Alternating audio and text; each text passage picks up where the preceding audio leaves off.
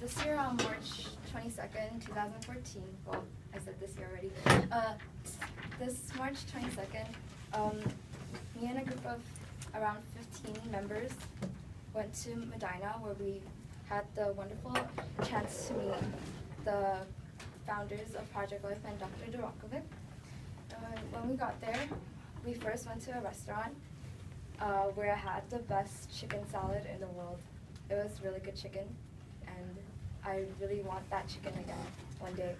And next we went on to Project Life, where we had a couple of activities, and where Jack and Priscilla presented the members of Project Life, or the people who were there that day, on what Gavel Club was about. And before that, we had activities in which they passed around a box, and inside the box there was a bird, one of those wire things, and a key. And with that in mind, they separated us into divided us into three groups, and they gave us each a word, and we had to draw what we thought the word was on that piece of board. And it was kind of like a drawing version of Broken Telephone, in which you have to draw. The first person knows the word and they drew it, and the next person has to interpret it in their own way. And somehow, with no telekinesis happening, or not that I was aware of, it turned into some really amazing work of art, and it was pretty amazing, as I said.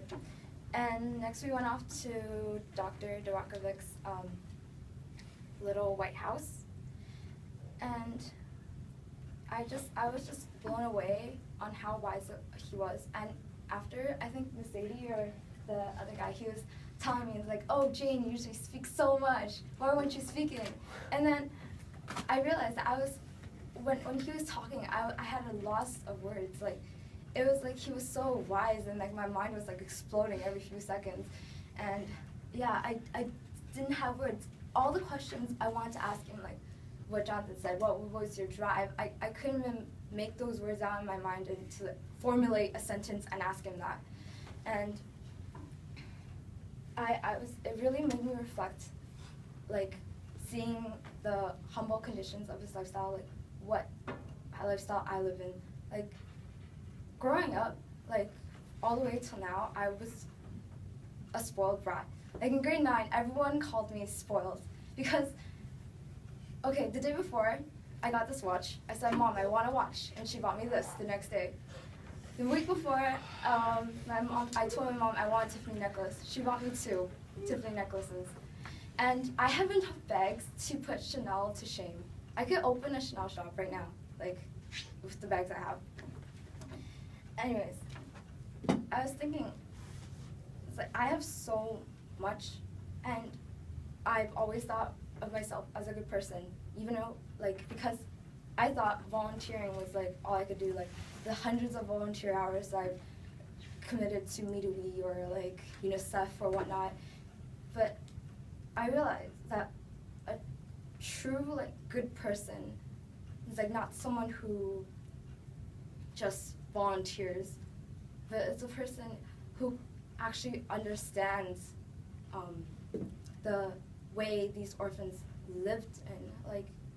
These orphans, I remember that picture where the boy was so embarrassed by his clothes that he tucked it in before he took the picture, and it was really sad to me. And sorry, I'm at a loss of words right now. I just felt I wasn't doing enough. I didn't fully understand what being one of these children was about. When I was little, my mom, I've always hog all the dishes, how on the table you have all those dishes, and I would eat them all.